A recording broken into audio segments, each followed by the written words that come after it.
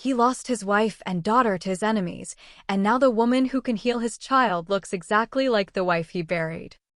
The night it all began, the city was breathing smoke and sirens, and I remember thinking that grief has its own sound, something between glass breaking and a heartbeat slowing down.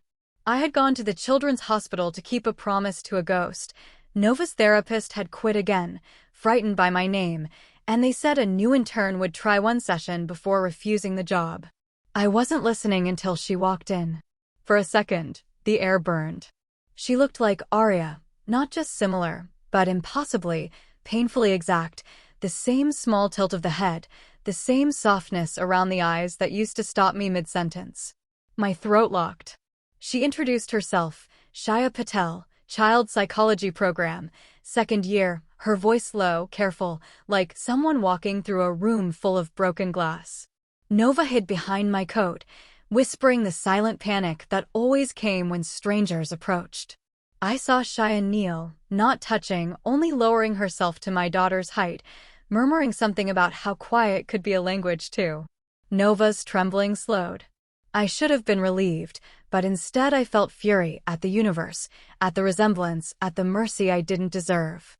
Shya looked up once, meeting my eyes, and I saw confusion flicker across her face, as if she felt the recognition too, though she couldn't have known why.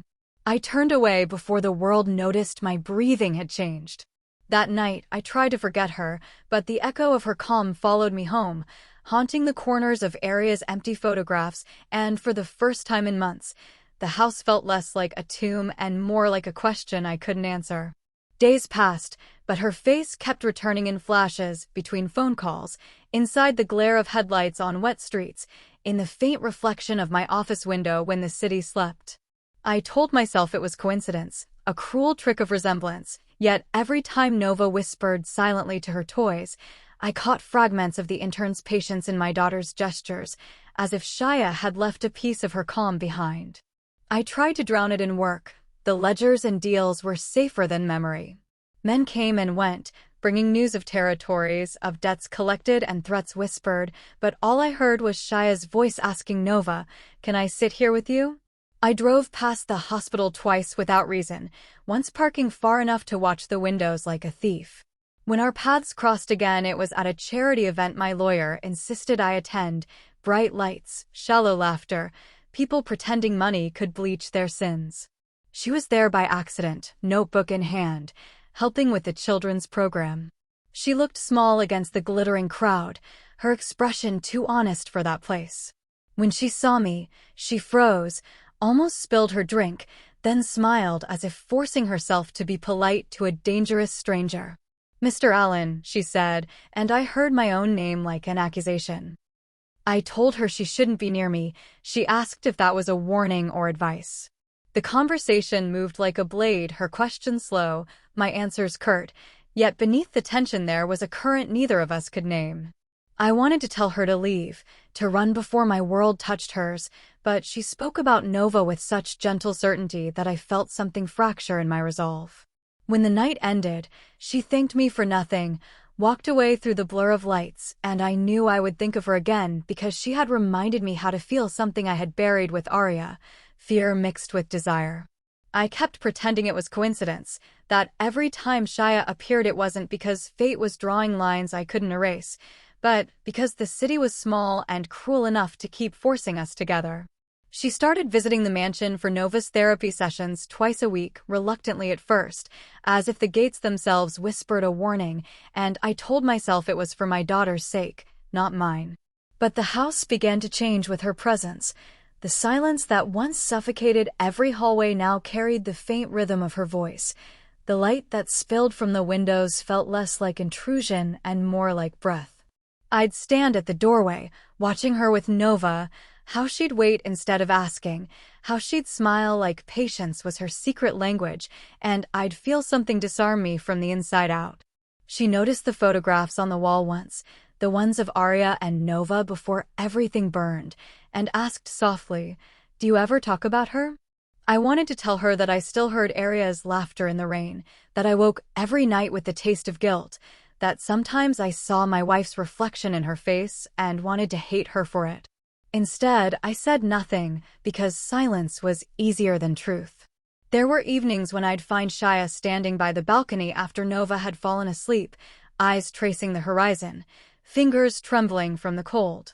Once, when she nearly slipped on the wet marble, I caught her, and for a heartbeat she didn't pull away. Her pulse thudded against my palm, quick and fragile, and I saw fear there, but not of me, of herself. "You shouldn't," she whispered, and I didn't know if she meant my hand or the way I was looking at her. I stepped back, but the damage was done. Every boundary I'd built around my grief began to blur. I told myself it was wrong, that she deserved peace, not a man who carried ghosts, but every time she left, the house grew colder, and I found myself standing at the window, waiting for her silhouette to return, hating the part of me that needed her to. It happened on a night when the rain was harder than memory. Nova had fallen asleep after one of her quiet fits. Shya sat in the nursery, drawing small circles on the back of the child's hand until the trembling stopped. I watched from the doorway and realized I had begun to breathe in rhythm with her movements. When she looked up, her eyes were tired but sure. "Alan, you have to let her remember," she said. I heard accusation where she meant mercy. "She doesn't need to remember," I snapped, too fast, too loud, and Nova stirred. Shya rose, crossing the room with that unthinking courage that always disarmed me. "You're protecting your pain, not her," she said quietly. For a second I thought I might break something just to stop feeling, but she didn't flinch. She simply waited until the anger collapsed into guilt. I turned away, afraid of what I might confess if I met her eyes. Later, downstairs, she found me on the balcony, soaked in the storm. "You think cruelty is care," she said, voice shaking but not soft. I told her she didn't understand, that love sometimes meant building walls tall enough to keep the world out. She stepped closer. "And who are you keeping out, me or Aria's ghost?" Her question struck harder than any bullet I'd ever faced. I wanted to tell her that every breath I took without my wife felt like betrayal, that every time I saw kindness in her face I wanted to destroy it before it destroyed me. But the truth stayed trapped behind my teeth. She reached out, fingers almost touching my arm, and then stopped herself, whispering, "If I stay, it's my choice." That hesitation, that single inch of space between her hand and my skin, was more dangerous than contact. I turned, letting the storm hide my expression. When I looked back, she was gone, leaving only the echo of her defiance and the realization that I was losing her because I was still trying to protect ghosts. The days after she left blurred into a single colorless stretch of hours. I told myself it was better, she was safe, Nova was calmer, the house was quiet again, but every silence felt wrong, like a wound that had forgotten how to heal. I tried to bury myself in work, in the precision of numbers and the certainty of orders, yet even the sound of my men's voices grated. They spoke, and I heard only her question, me or Aria's ghost. Sometimes I drove past the university district at night, headlights cutting through drizzle, convincing myself I was only checking that no one was following her. Once I saw her through the window of a cafe, head bent over a stack of papers, hair falling across her face, and something inside me pulled tight enough to hurt. I didn't go in, I couldn't. Instead, I sent donations to the Children's Center under false names, made sure her rent was quietly reduced, all the while pretending I was protecting her from my world when I knew I was only protecting myself from the truth of needing her. Nova began drawing again, small crayon figures that looked like Shya more than her mother, and I realized the child missed her too. One evening, when a storm broke over the city, I found Nova standing by the window whispering soundless words to the rain. I understood them even without hearing. Bring her back. That night I almost called, almost drove to her building, almost said what I never said to Aria while she was alive. But almost was the only language I seemed able to speak. The night I saw her again began with a mistake. One of my men had been injured during a deal gone wrong, and the hospital corridors were choked with noise and the smell of antiseptic. I was signing discharge papers when I heard her voice, soft, steady, impossibly familiar, coming from the children's ward next door. She was there volunteering again, tying ribbons to gift boxes for the sick kids, hair pulled back, eyes tired. When she saw me, her hands stopped moving, but she didn't flinch. For a moment we just stared, the rest of the world dissolving into the background hum of machines.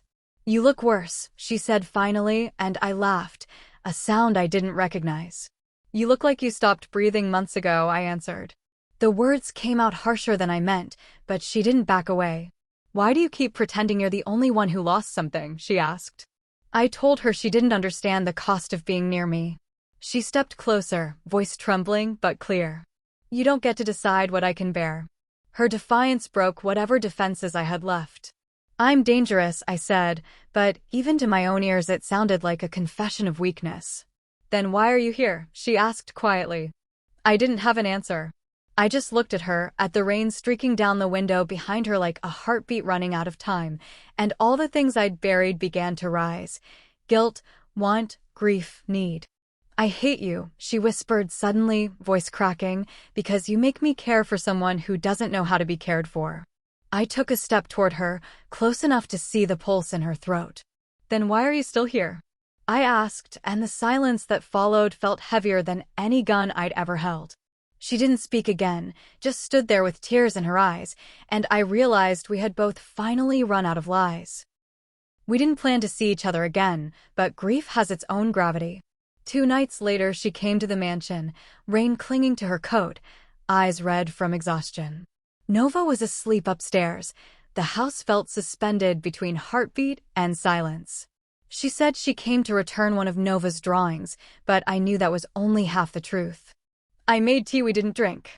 We sat across from each other, both waiting for the other to speak first. I don't know what this is, she said finally. I told her neither did I, only that every time she left, it felt like being buried again. She looked at me like she was seeing the boy I used to be before violence turned me into something else. You can't fix me, I warned. I'm not trying to, she said. I just want you to stop bleeding in silence. Her voice broke on the last word, and before I could think better of it, I reached for her hand. She didn't pull away. The quiet between us stretched until it felt like its own language, breath, heartbeat, hesitation. She leaned closer, and the world narrowed to the sound of the rain and the warmth of her skin. I could smell the faint trace of hospital soap, the scent of something clean in a life full of smoke. This isn't right, I murmured. Maybe not, she said, but it's real. That was all it took for the distance to collapse. When she finally rested her head against my shoulder, trembling not from fear but release, I felt something I hadn't felt in years: stillness. The ghosts didn't disappear, but they stopped screaming. For the first time, the darkness around us didn't feel like punishment. It felt like shelter. Morning crept in quietly, soft and almost apologetic, light bleeding through the curtains as if afraid to touch what the night had changed. I woke before Shya, her breathing steady beside me, the kind of sound that made the world feel momentarily safe. The house was still, filled with the muted hum of a day beginning again. I walked to the nursery. Nova was sitting up, holding the worn sketchbook Shya had given her, pages covered in circles of color that looked like both of them. When she saw me, she didn't hide. She pointed to one of the drawings and whispered a sound, small but certain, Shya's name. I hadn't heard her voice in months. The word hit me harder than any bullet ever could. Later, when Shya came downstairs, still wrapped in the hush of morning, I told her what Nova had said. She smiled, tears bright in her eyes, and for once there was no fear between us, only the fragile recognition that we were all learning to live with our ghosts. We're still broken, I said quietly. She touched my hand, not to reassure me, but to agree. Maybe, she answered. But broken things still hold light. Outside, the rain had stopped, leaving the air clean and raw. I didn't tell her that Aria's photograph no longer haunted me, that when I looked at it now, it felt less like loss and more like memory. I didn't need to. Some truths are better left in silence.